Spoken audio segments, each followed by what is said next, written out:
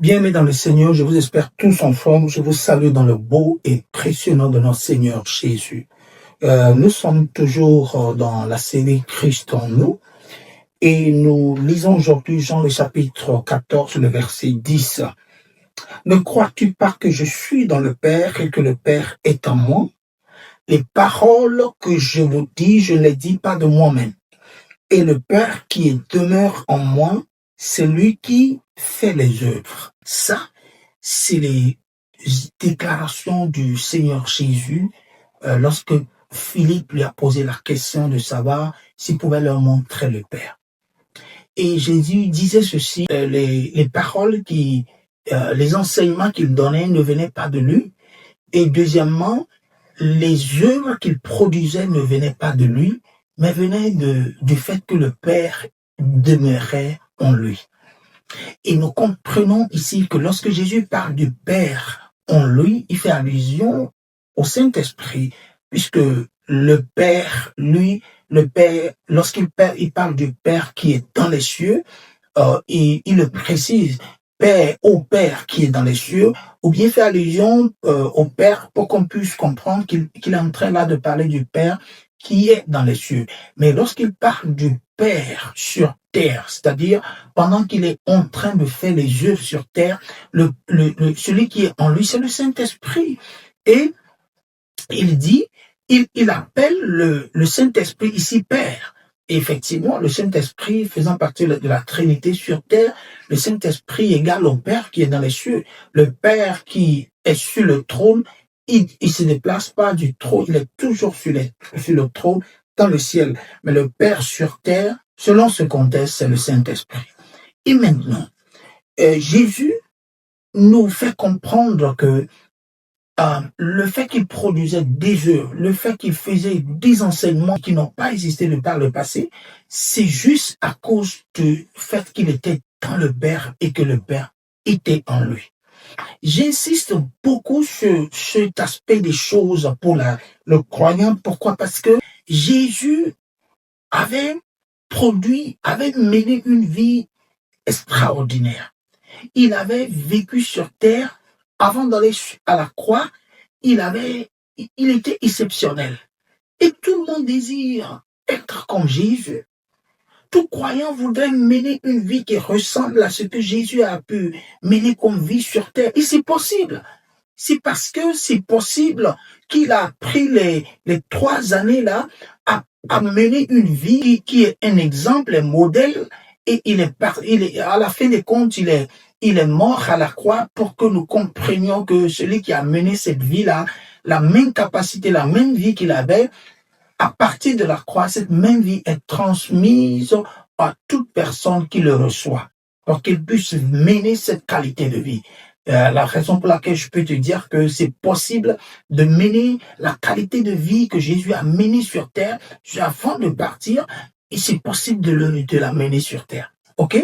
Maintenant, il lit le fait qu'il a pu mener cette vie sur la base qu'il était dans le Père et que le Père était en lui. Et ce qui est glorieux, sur laquelle j'insiste, et je continue par insister, c'est qu'il a dit après cela dans le chapitre 14, toujours le verset 20, il dit maintenant que, mais vous savez, en ce jour-là, et je vous fais comprendre que quand il parle dans ce jour-là, il fait allusion à la croix, à la résurrection. À partir de la résurrection, en ce jour-là, vous comprendrez que je suis dans le Père, mais vous êtes en moi, que je suis en vous. Ça veut dire la même expérience que j'ai avec le Père, vous l'avez. Et Jésus l'explique de différentes manières. Hein. Vous voyez, quand vous lisez par exemple Jean le chapitre 12, le verset 24, vous le voyez dire la même chose d'une autre manière.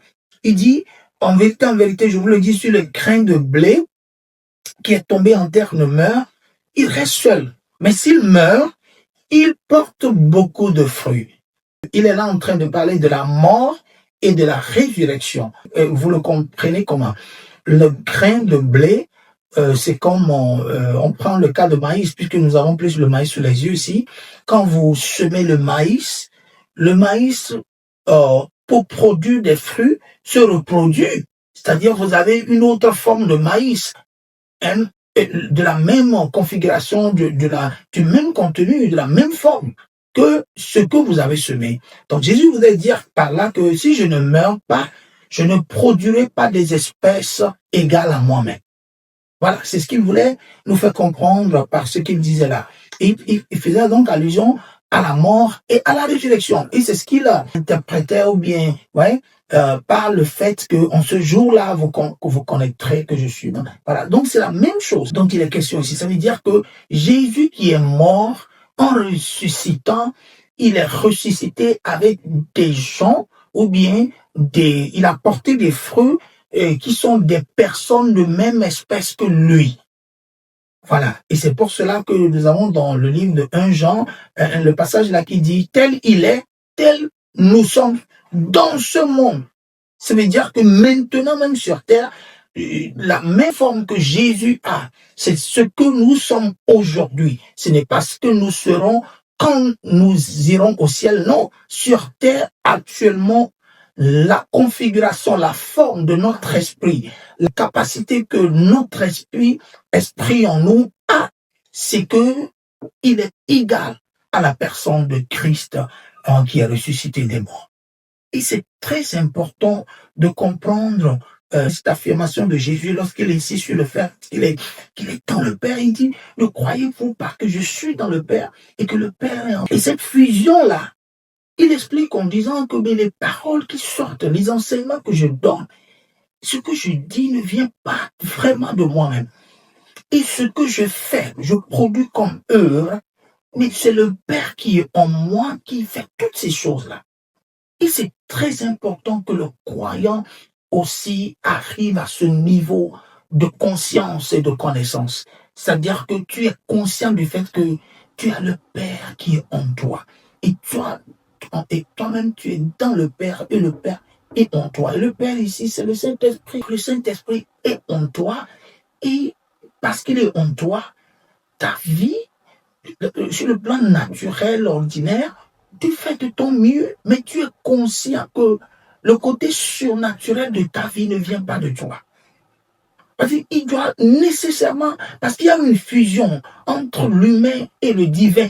Donc, nécessairement, il doit avoir un côté divin de ta vie, c'est-à-dire un côté surnaturel, qui dépasse le naturel, qui dépasse l'humain. En tant que croyant, tu dois avoir ce côté-là de ta vie. Et la vie chrétienne, c'est cet équilibre-là que tu arrives à faire entre le naturel que tu es et le surnaturel qui est le divin que tu as aussi en toi. C'est ça, cet équilibre-là, c'est ça qui fait ta vie chrétienne. Et là, moi, je suis sur le côté divin de ta vie.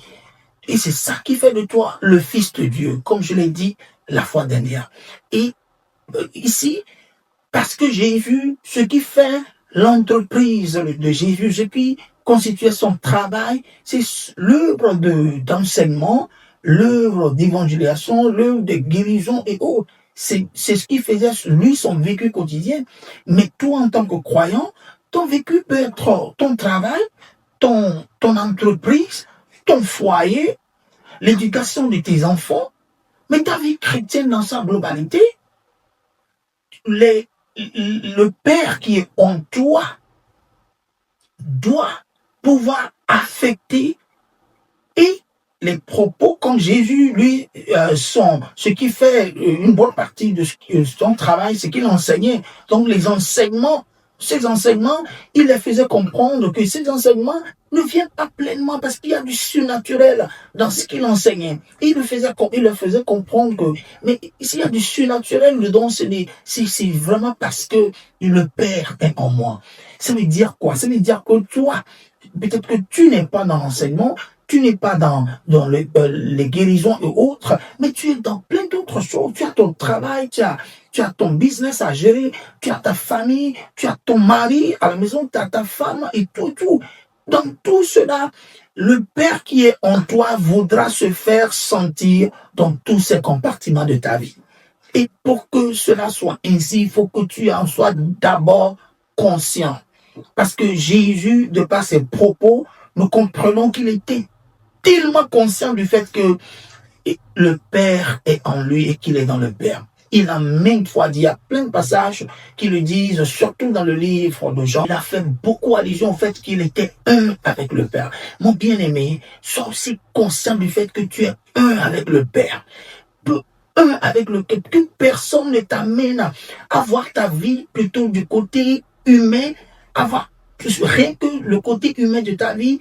Non, ça c'est une erreur de ta part. Ou voir le côté des démons, on te rend tellement conscient du côté de ta famille, de laquelle tu sors, tellement que tu oublies le fait qu'il y a une autre information aussi qui dit que tu es mélangé, tu es fusionné avec le Père. Cette information doit aussi avoir totalement sa place dans ta conscience et dans ta connaissance. Et cela affectera, comme Jésus l'a dit, les propos, les enseignements, vous oubliez.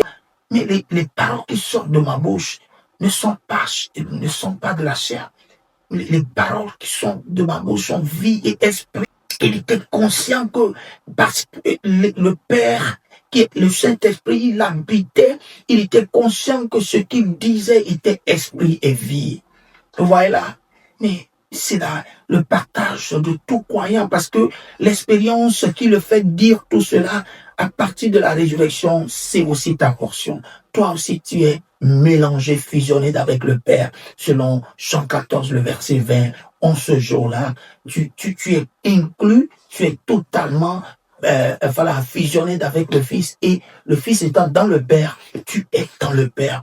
Tu vois là? Et le Père est en toi.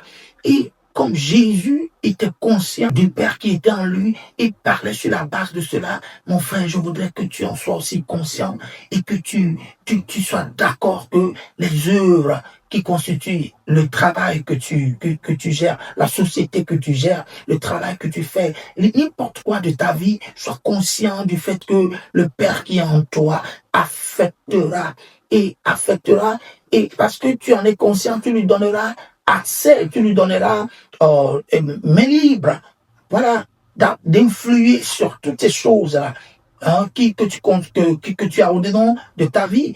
Quand tu vas à une réunion, quand tu as une affaire à gérer, quand tu as un challenge devant toi, permets à ce que le Père qui est en toi puisse avoir sa part à dire et à faire dans toutes ces choses-là. Tu verras que tu commenceras par vivre et opérer comme Christ a opéré. Pourquoi?